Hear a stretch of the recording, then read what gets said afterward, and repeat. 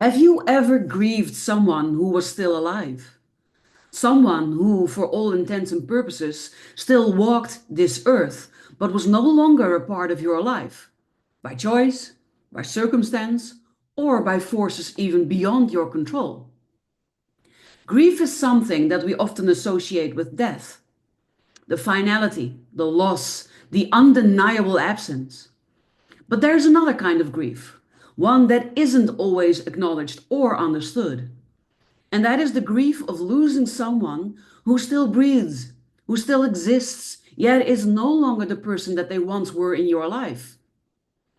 In this video, we're going to explore both kinds of grief. The grief of losing someone to death and the grief of losing someone who is still alive. We'll talk about their similarities and their differences, the emotional and the psychological impact of each, and what happens when the person you already mourned while they are alive actually dies. Hi everybody, welcome back to HP TV channel. I am Barbara, and on this channel I like to explore deep personal growth, healing and transformation. If you find these topics meaningful, then be sure to subscribe and to hit the notification bell so that you will never miss a new video again. Grief is one of the most profound human experiences.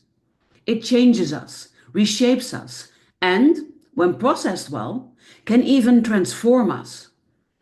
But when we don't fully understand what we're grieving, or when our grief isn't acknowledged, it can leave us feeling lost, stuck, or even guilty for mourning something the world doesn't recognize as worthy of grief. So, let's dive right into the topic of grief. I want to start by talking about the many phases of grief, because grief isn't just about death. Grief is about loss, and loss comes in many different shapes and forms. When someone we love passes away, the loss is very clear. There's even a ritual, a funeral, condolences, a socially accepted period of mourning. Society understands that we need time to grieve, and there's an expectation that our pain is valid. But what about when we lose someone in another way?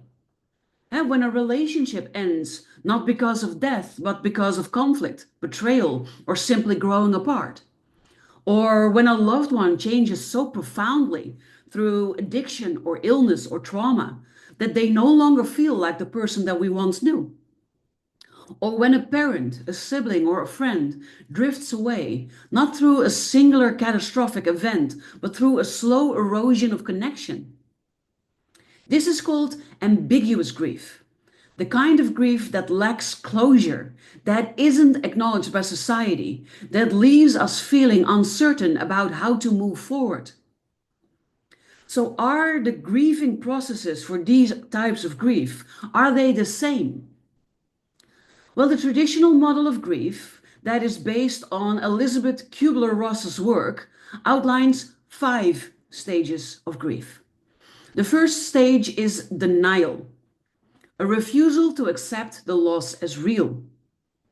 The second stage is anger, frustration at the situation, at fate, or even at the person lost. The third stage is bargaining, the what ifs and the what onlys. The fourth stage is depression, the deep sadness and the deep mourning.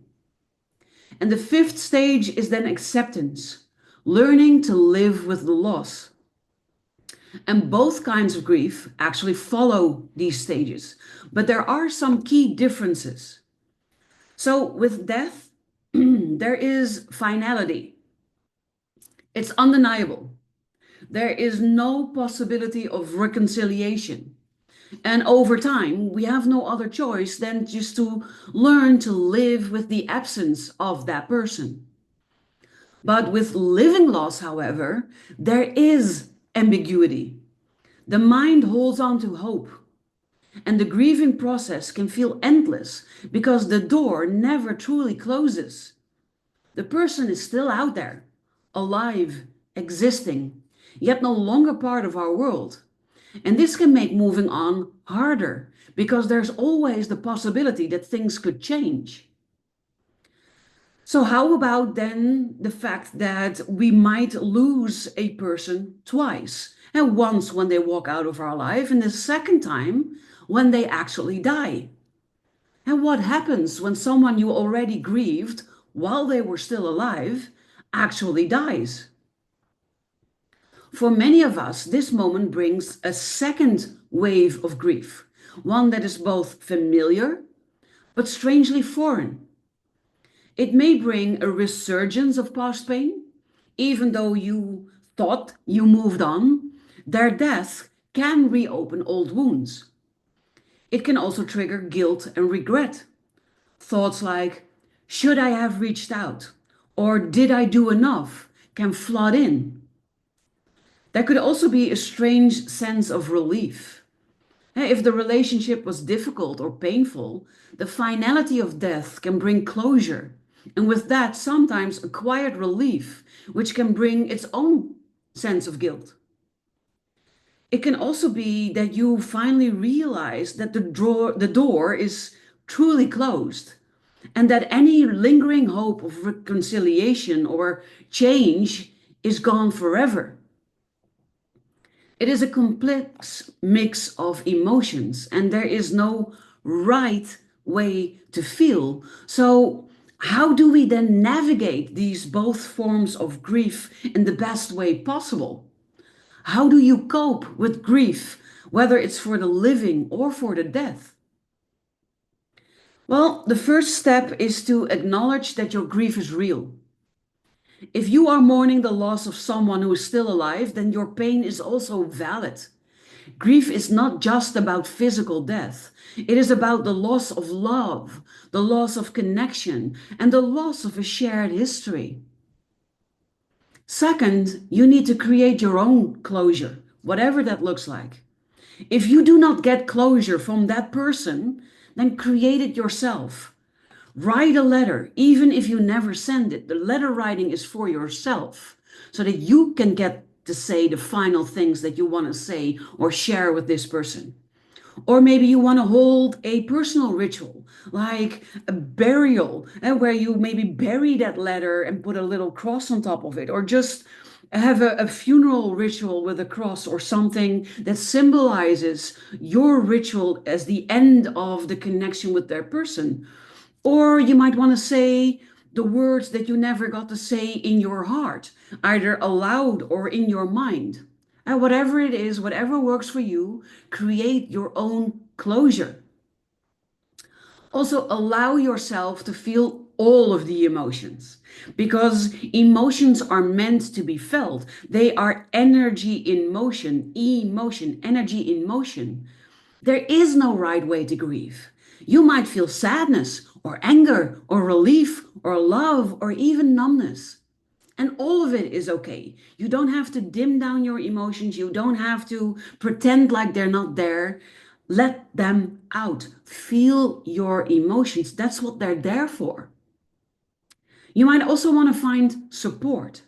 And talk to someone who understands, whether that's a friend, a therapist, a coach. You don't have to navigate grief alone. And finally, let go of guilt. Whatever happened, you did the best you could with what you knew at the time.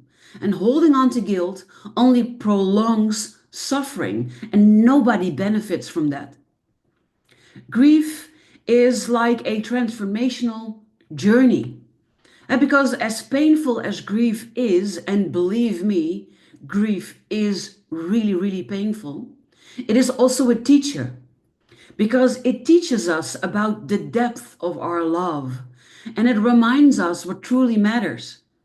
It also reshapes us, it guides us, and it grows our self awareness, our resilience. Grief in all of its forms is an invitation not to forget, but to integrate, to honor, and to carry forward the lessons of love and loss. If this video resonated with you, then I'd love to hear your comments in the thoughts. I'd love to hear your thoughts in the comments.